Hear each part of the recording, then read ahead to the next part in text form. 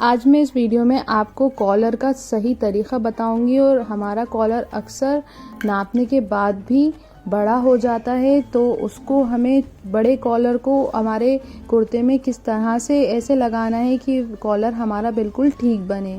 तो आप मेरी वीडियो पूरी देखिए। अब ये मैंने बकरम लिया है और मैं बिना मेजर करके ही ये कॉलर काट रही हूँ, पर मैं इसका मेजरमेंट इसलिए शो कर रही हूँ कि आपको समझ में आ जाए कि किस तरह से हमको कॉलर को काटना है। तो हमारा पीछे का बैक 3 था, गला 3 है इसकी चौड़ाई, तो मैंने 3 लिया है। और फिर यहाँ से मैं 3 से लेकर ऐसा थोड़ा सा कर्व कर दूंगी नीचे की तरफ और मैं अपने कॉलर का शेप बना लूँगी। अब ये कॉलर हमारे शॉर्ट के कॉलर से थोड़ा सा बड़ा ही है, तो इसलिए क्योंकि मैं आपको बताऊंगी कि अगर बड़ा कॉलर हो जाएगा तो हमें किस तरह से ठीक करना है।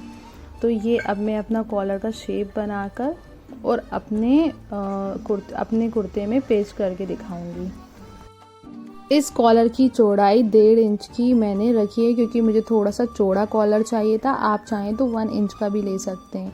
अब मैं इसको कट करके अपने फैब्रिक पर पेस्ट कर लूँगी। अब मैं इससे एक्स्ट्रा 1/2 इंच मैं इसे कट करूँगी क्योंकि मुझे इसको फोल्ड करना है, तो मैं 1/2 इंच एक्स्ट्रा ले लूँगी और मैंने इसको कट कर लिया है।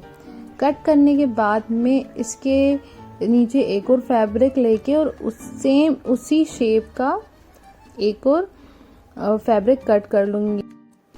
अब हमने ये फैब्रिक ले लिया है, हमारा कट कर लिया है। अब हमको अपने कॉलर की अपर वाली ये वाली सिलाई लगानी है, जिससे ये फोल्ड बहुत नीटली हो जाएगा। ऊपर से यही दिखेगा, इसलिए मुझे बहुत अच्छे से ये करना था। अब मैं इसको इससे अटैच करूँगी, तो हमारे कॉर्नर्स इसमें नहीं सिलेंगे।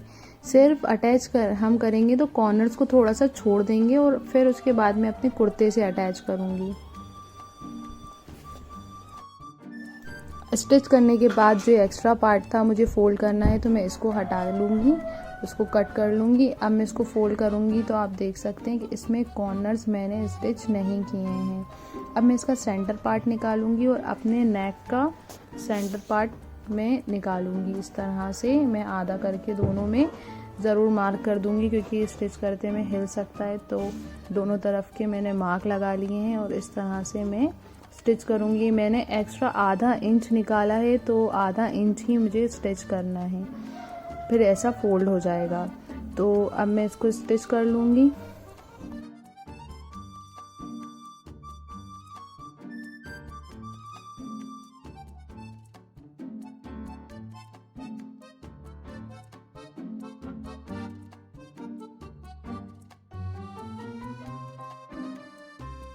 मैंने स्टिच करना सेंटर से ही स्टार्ट किया है और आप देख सकते हैं कि हमारा कॉलर कितना बड़ा आ रहा है।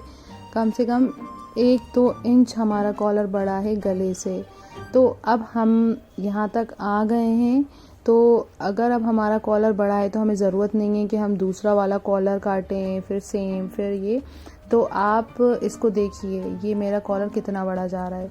तो हमें क्या करना है, इस कॉलर को फिर से पलटना है और हमने ऑलरेडी इसमें स्टिच नहीं किया था, तो अब हमें इसको उस लाइन पे स्टिच करना है जहाँ पे हमारा कुर्ता ख़त्म हो रहा है।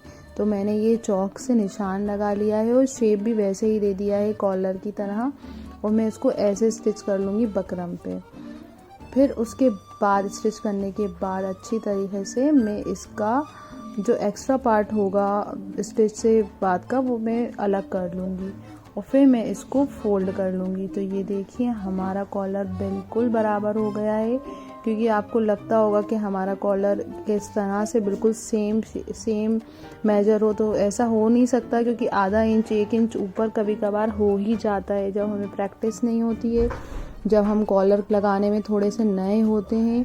और ये नए लोगों के साथ नहीं, ये सबके साथ ही प्रॉब्लम आती है। इसलिए कॉलर लगाने का यही रूल है कि हमें पूरा कॉलर सीना नहीं है और लगाने के बाद ही हमको ये इसका शेप देना है। तो ये हमारा कॉलर की ये लास्ट वाली फाइनल वाली स्टिच हमें लगा के और हमारा कॉलर रेडी हो जाएगा। और अगर आपको मेरे कॉलर लगाने का तरीका पसंद आया तो आप मेरी और भी वीडियो देखिए, आपको डिफरेंट डिज़ाइनर कॉलर मिलेंगे। और Thank you. Stay tuned my channel. Thanks for watching my video.